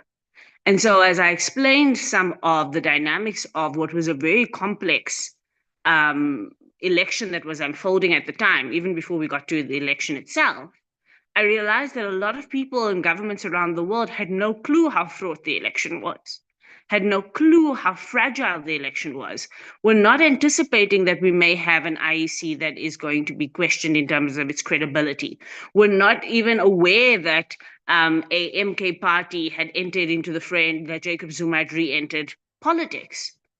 there was a very rosy picture of everything is fine in South Africa. And so the world was caught very much off guard when the election results were what they were. And that was borne out by the fact that when the elections happened and the result came as it was, I got a lot of calls asking people for people asking for analysis, because this was a shock result, because we had painted a picture that wasn't necessarily a very good picture of what the realities were. And I'll explain why I think that's a problem. And then the last story I want to tell is one I'm not going to have to tell because we all watched it: the Oval Office engagement with President Ramaphosa and President Trump. The lesson from that, for me, was that AfriForum is a more powerful communicator than South Africa.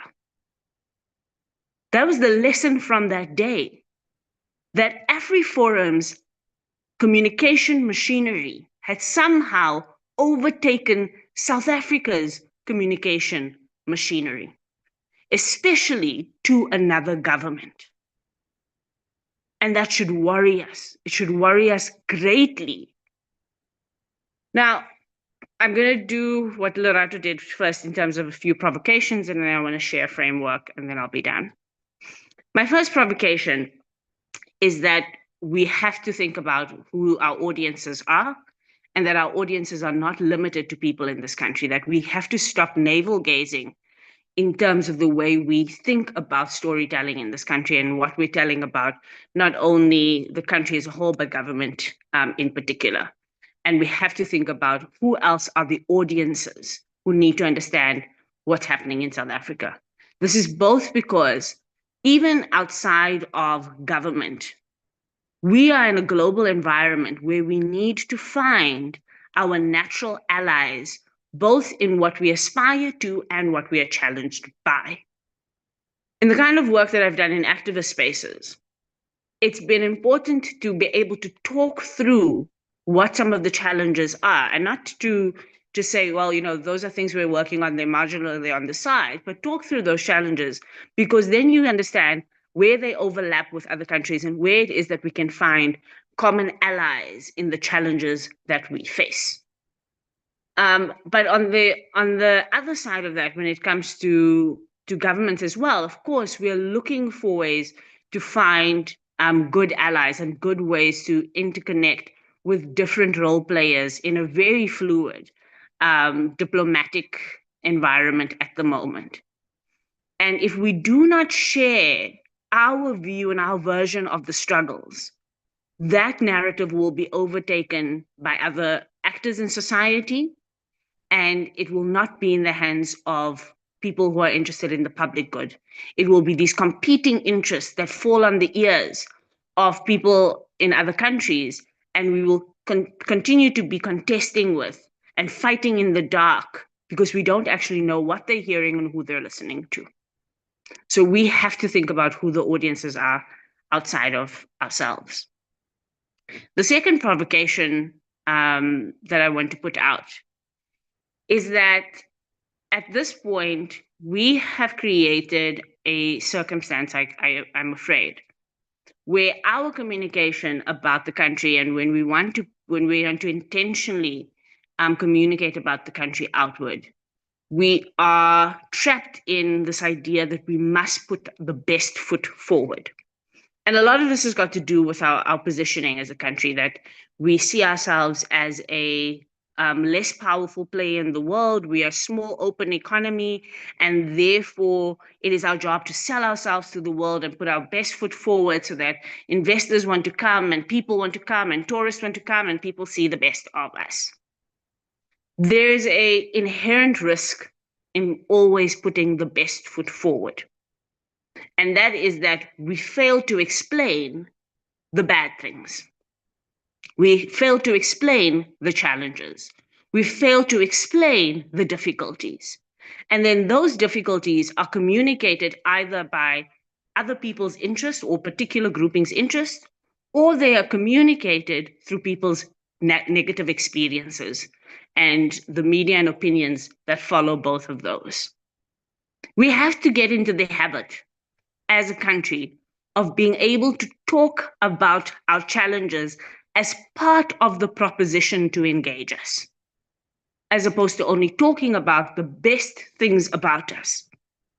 And this is my leads to my third provocation, where I also believe that what we are communicating when we communicate our best, our blinkant boer, as I call it in Afrikaans, or our best foot forward, is that we may have actually gotten stuck in communicating our aspirations rather than our realities.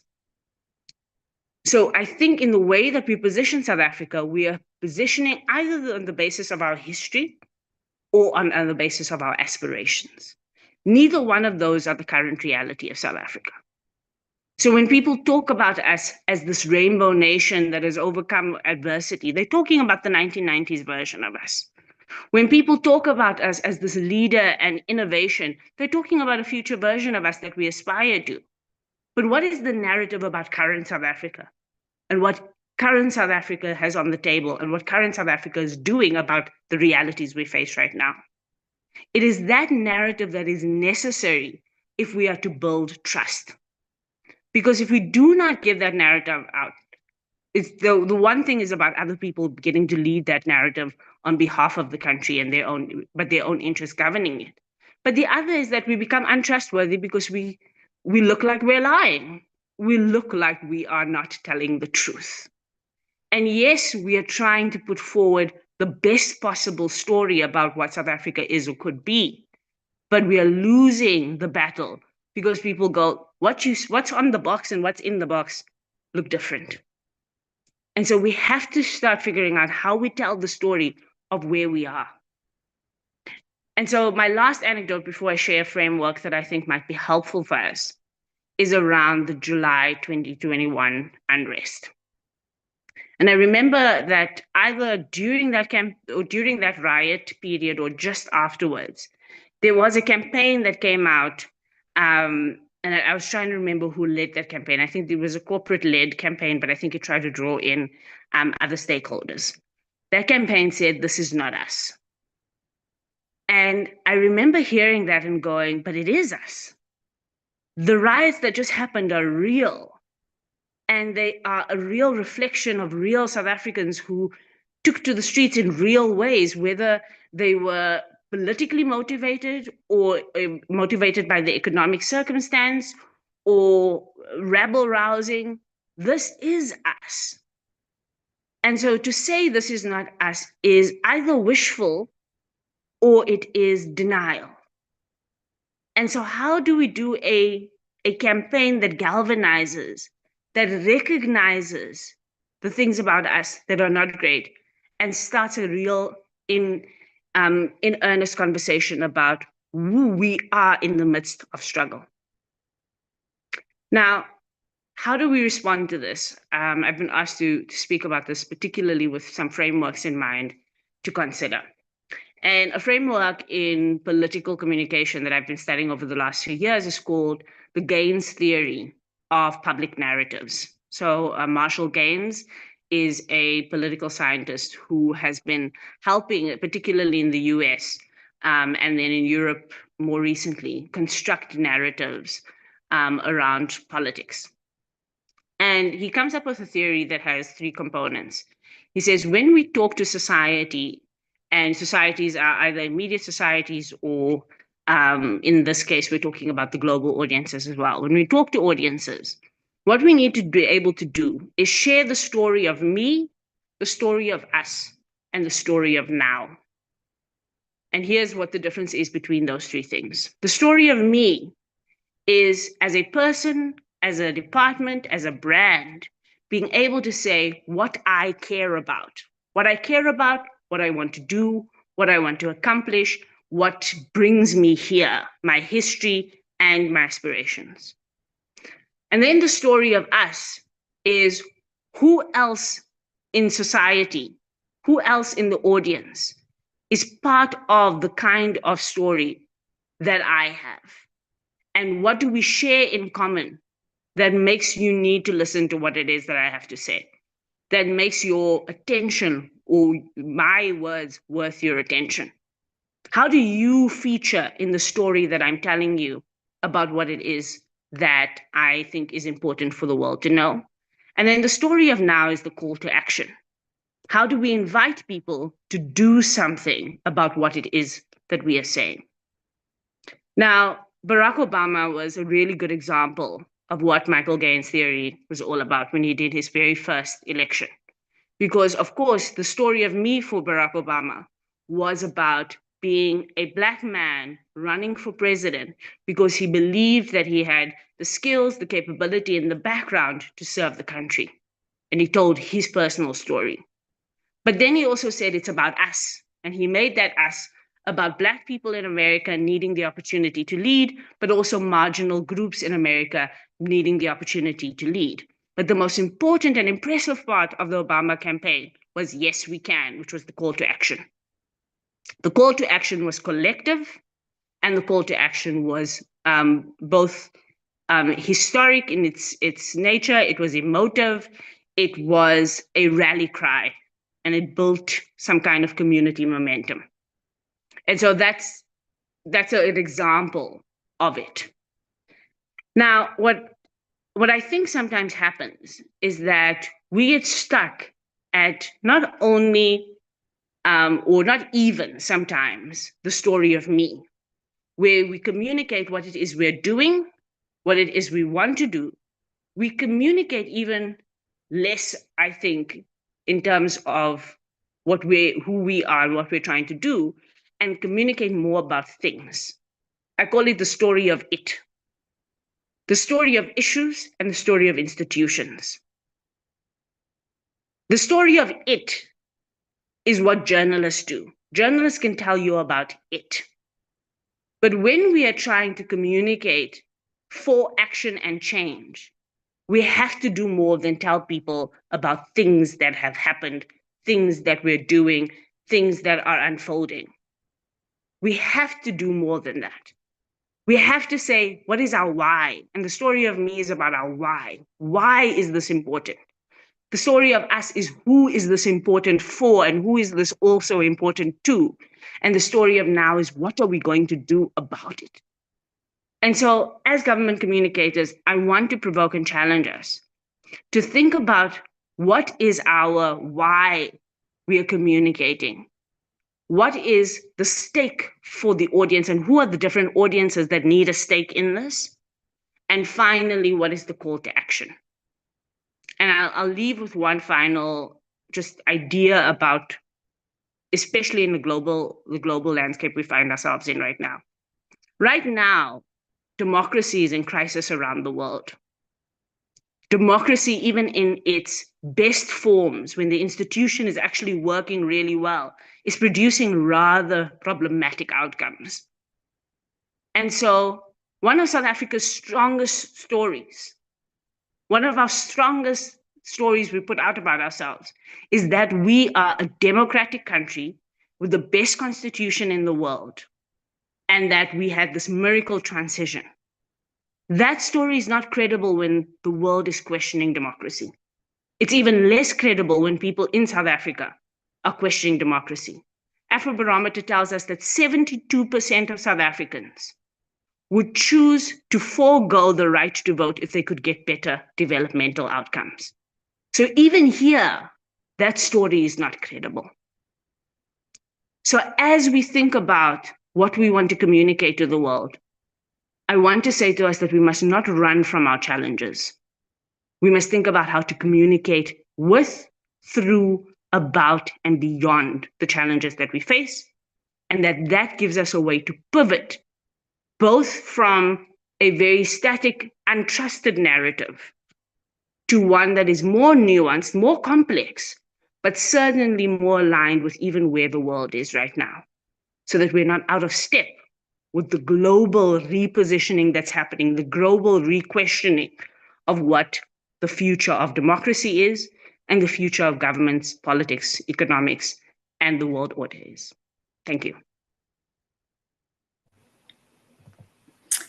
Thank you very much. Thank you very much for rattling the cage there and reminding communicators that it is not only aspirational communication that we should look at, where we want to be. Come to South Africa because we are such wonderful people, we want to be there. And then when people start saying, but I'm told you guys are xenophobic, then you guys have genocide, then we end up not knowing how to respond to that, which is a lesson, therefore, that we should have everybody in South Africa, especially our leaders and communication. Every minister going abroad must go armed with information. Are we a country that has genocidal tendencies? Are white people being killed in South Africa? They shouldn't run away from that. They should be ready with statistics and information here at hand. No, we are not. Which goes back also to what Ms. Tembile was saying, Dombela, that let us not move away from silos, which means even if you're not the Minister of Police, you should have information on crime. Don't run away from the fact that we have a problem, but then what are we doing about it? Because at times, as South Africans, we tend to communicate. When we communicate those challenges, Ms. Dooms, we don't say, what are we doing? Are we doing anything at all about it? We will just say, we're the #1 country when it comes to rape, and then that's it. So thank you very much for that input, reminding us that we have to communicate. We must know, face our challenges up front and deal with them. Let us now move on. Let me check our comments. Yes, we have a comment there, which team will have to respond to, from Mr. Mulala, saying Ms. Dooms is correct in observing that AfriForum's communication department often appears more effective than that of the government. This raises an important question. Is the government's communication inefficiency due to poor planning, or is it primarily a result of bureaucratic red tape? What is causing this inefficiency? Is it red tape, poor planning?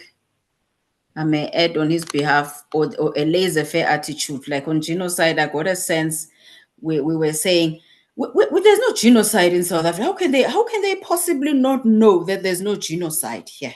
So we really don't have to do anything about it. So I didn't get us aggressively communicating that there's no genocide here, because it's like, hi man, who thinks there's genocide here? So can the panel respond to that? Who wants to? Thanks. I think I'll take the first part. Okay. Okay. Okay, how to Ms. Dooms, we can start, followed by Stembile and then Lorato. Thanks. So I do agree that we did have a very kind of laissez-faire attitude towards the genocide narrative, because it's so patently untrue in in our realities, right? But it's also a symptom of another issue that we have, which is in South Africa, we tend to try and ignore what we regard as marginal voices, or voices that are not in alignment with the ideals that we have in our aspirations, right? Particularly people who question the Constitution, or question our pursuit of a unified South Africa. And I have a problem with that, in that while trying to ignore those voices, they actually have the ability to become stronger. And that we don't actually have a real culture of engaging, debating, and persuading each other in South Africa. So instead, we ignore. And we just hope that those voices will be drowned out. But we don't even give, a lot of things to drown them out in. But I think that we need to learn from this, that we have to take on very actively messages or narratives that either we disagree with, or that we know needs to change in the direction we want it to go. The idea that we can just, when I was talking to somebody about the possibility of a national dialogue, somebody who was very embedded in NetLab, they said the worry that they have, and the reason why they don't want a national dialogue, is they're worried that people are going to want to debate the Constitution, or people are going to want to debate the death penalty, or people will want to debate migration. And they're just like, how are we going to silence those people? And I said, the whole point of a national dialogue should not be to silence anyone. It should be to engage those perspectives we don't agree with. The late Eusebius Makaisa always used to say, the benefit of a democracy is the ability to disagree deeply and find a way forward. And I think in South Africa, we have become a bit allergic to deep disagreement. Thanks. Thank you very much. Lorato, do you want to go? No, thanks, Doc. So for me, two things, right? Legitimacy and credibility. So, and again, and maybe it's because, when we started to track how government was utilizing digital platforms was in and around COVID, which, our first report on South African government leaders on Twitter at the time came out for the year 2020. There was one specific, a doctor, medical doctor, who was Deputy Vice Chancellor of Research and Innovation at the University of KwaZulu-Natal, who is currently the Vice Chancellor, who's currently the Principal and Vice Chancellor at UCT today, Professor Musa Moshabela. And coincidentally, he was our first keynote speaker at our inaugural social media summit. And the reason, Doc, we invited Prof. Moshabela was that during the conversations during COVID, vaccination was a big push that government wanted to, message out to say to South Africa, help us protect, the whole of the country. And one of the ways, besides, all of this social distancing, washing your hands, covering, using a face mask is good. It is even better when people vaccinate. And we saw this anti-vaccination conversation that was coming up, right?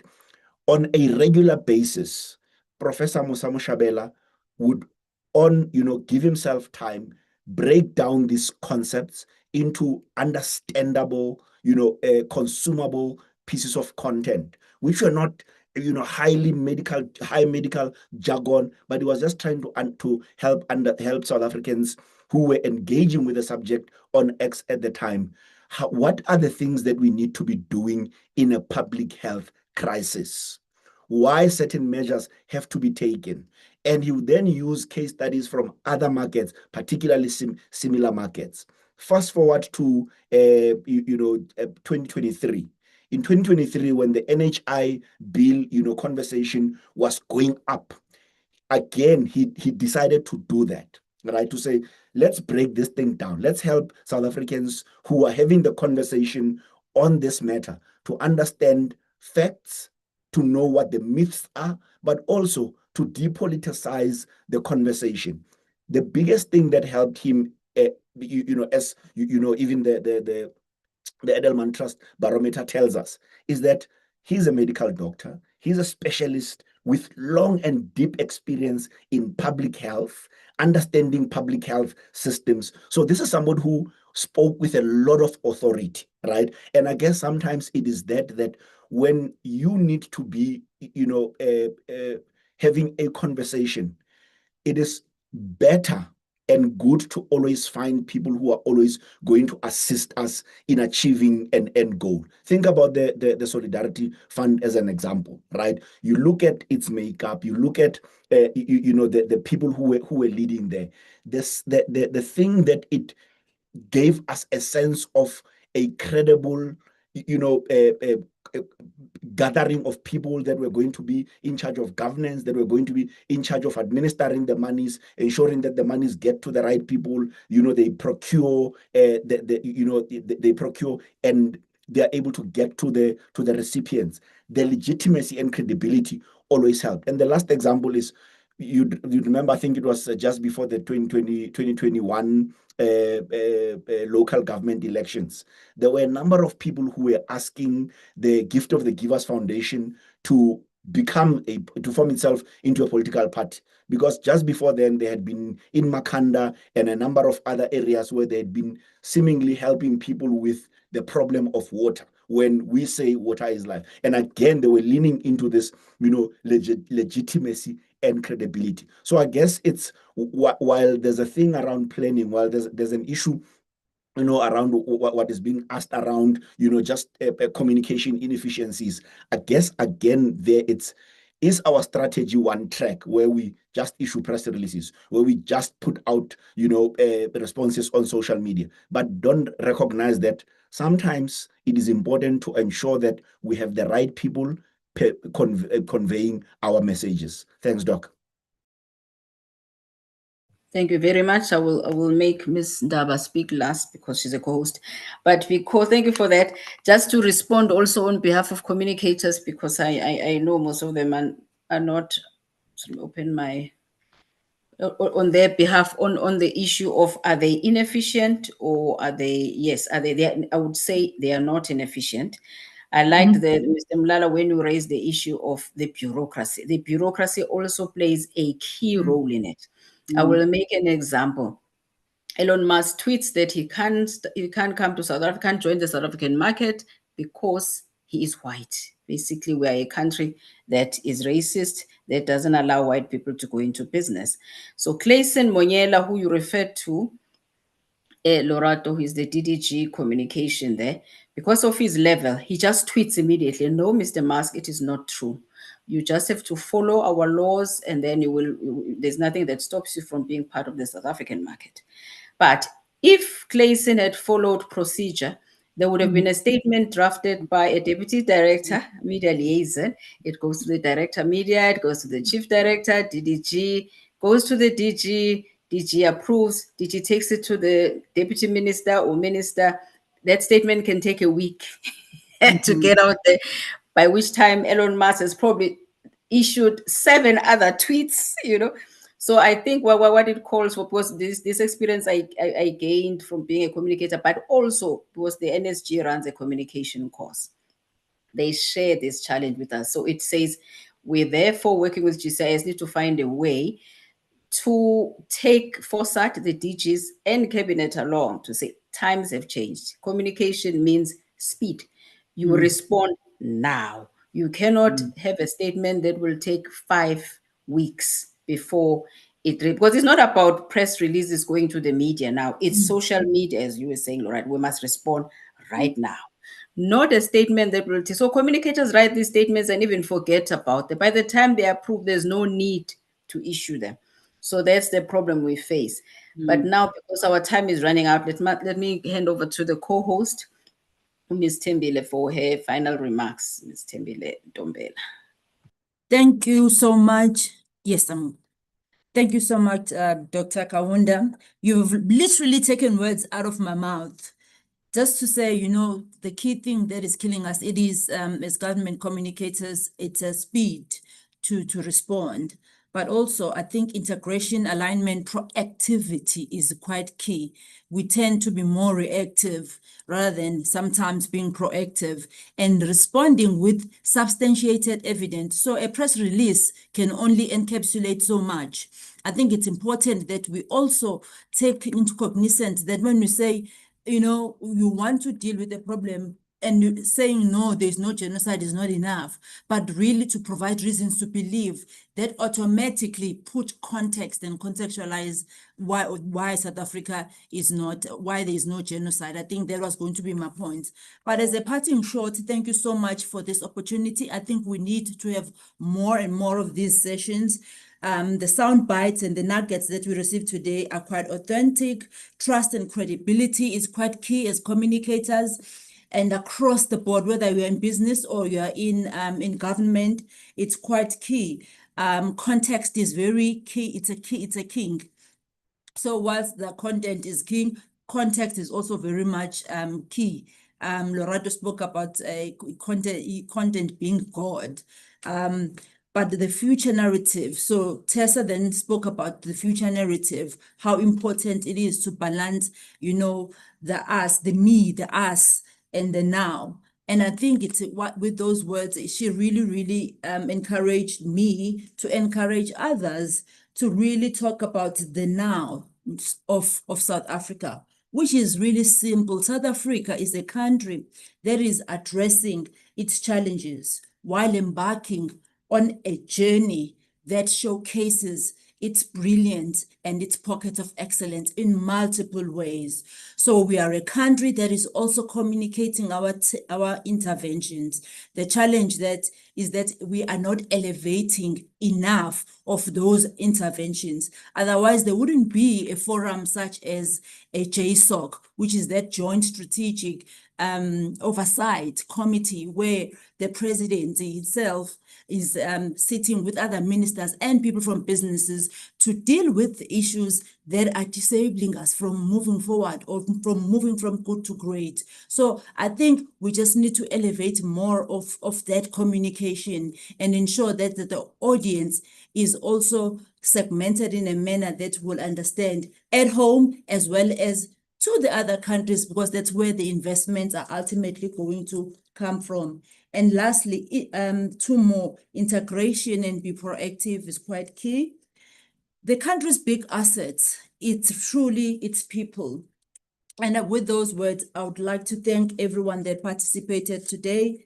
And I'm encouraging you, pleading with you as a nation brand custodian, that please do play your part. Let's collaborate more, let's communicate more so that we can co-create and do remarkable things that can show that South Africa is a great country. Thank you. Thank you. Thank you very much for those closing remarks. Let me thank the panel for your participation and food for thought. This is just the beginning. We clearly need to have another session and tackle these issues so that we are able to position our brand domestically, as you all have said, but also globally. We need to understand our brand better, because it's clearly there's a lot we need to do as South Africans to understand our present now, communicate, unpack our present and accept it and unpack it and communicate it better, but also communicate the future where we want to go.